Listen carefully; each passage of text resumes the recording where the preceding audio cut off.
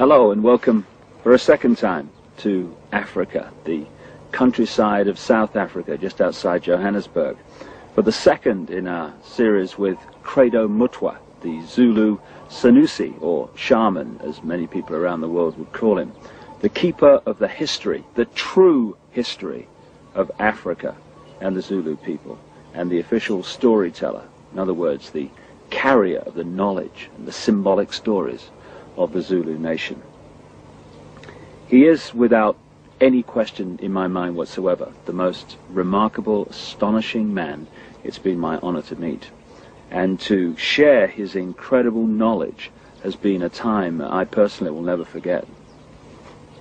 In the first of these videos, we discussed with CREDO the story of the Chitahuli, the reptilian extraterrestrial race from another world that came to the earth in the far ancient world, that brought advanced knowledge which built many of the, according to conventional history, unexplainable, magnificent structures all across the world, thousands and thousands of years old, and also interbred with humanity, creating hybrid crossbreed bloodlines.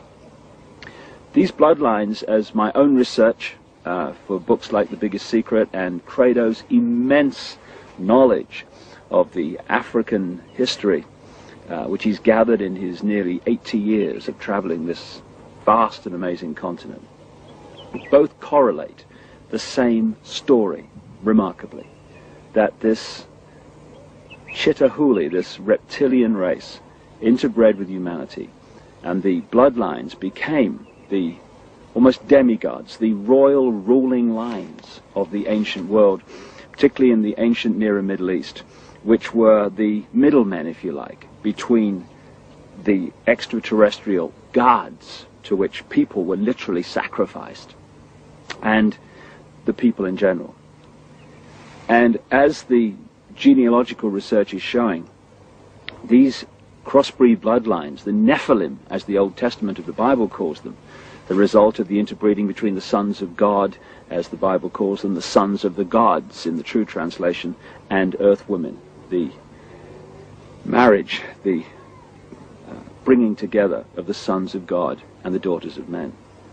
This Nephilim crossbreed race, as the genealogy has shown, came out of that area and into Europe to become the aristocracy and the royal families of Europe, and then through the British Empire became the ruling bloodlines of most of the world. In fact, today, almost all of the world.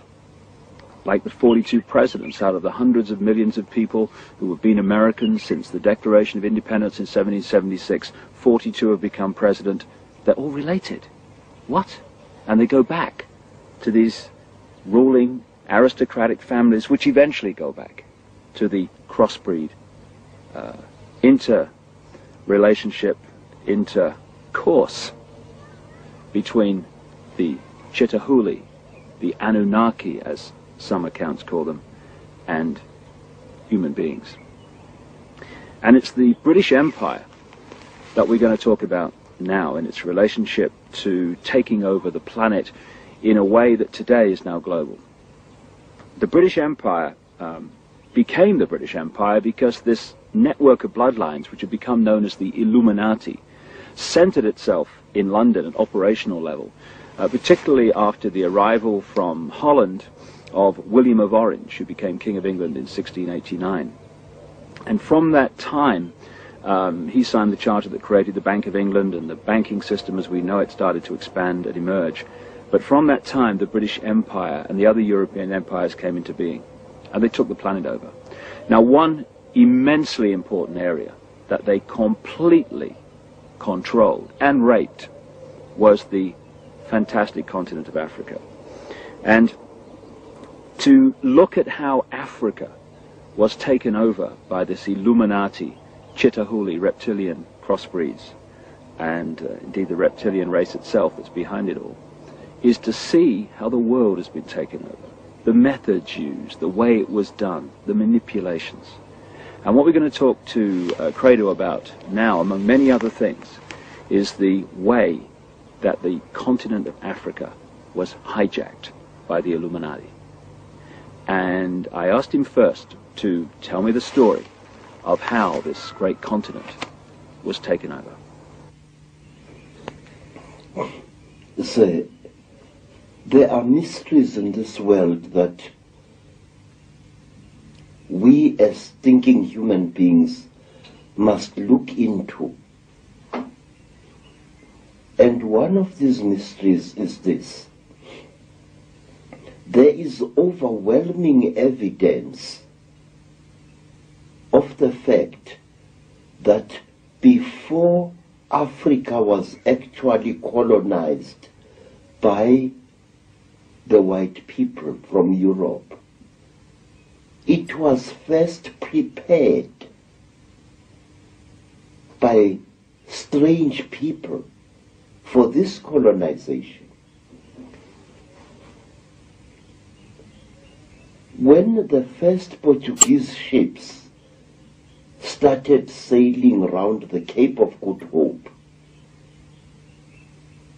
strange beings appeared amongst our people, strange human-like creatures, usually creatures of great height, abnormally tall, human-like beings, some of them with only 1 foot, appeared amongst our people, and they started doing things there which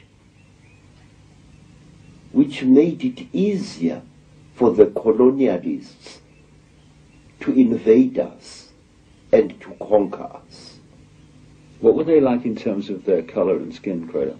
Say, we do not know, but there are those who described them as very, very white, chalk white in appearance.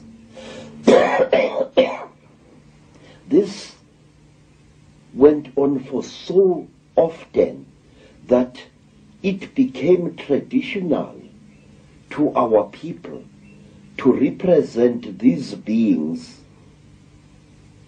with white chalk. You found masks amongst our mask makers which were smeared entirely in white chalk to represent these creatures. These creatures were usually about 8 feet tall, very, very slender, and they used to wear robes made of the tanned hides of certain type of antelope, usually the intensely black sable antelope. What name did the people give to them? We gave them the name Izilo Zengubo, the beasts of the terrible blanket. These creatures were dressed exactly like Christian monks, with hoods and long robes. In fact, I will draw you a likeness of one of them as it is shown in a rock painting. Now, these creatures used to live in holes in the ground, or in underground caverns, or in gullies over which a roof of logs and vegetation as well as sods was placed. And it may be of interest to you, sir, that Portuguese explorers and Portuguese seamen used to see these one-legged creatures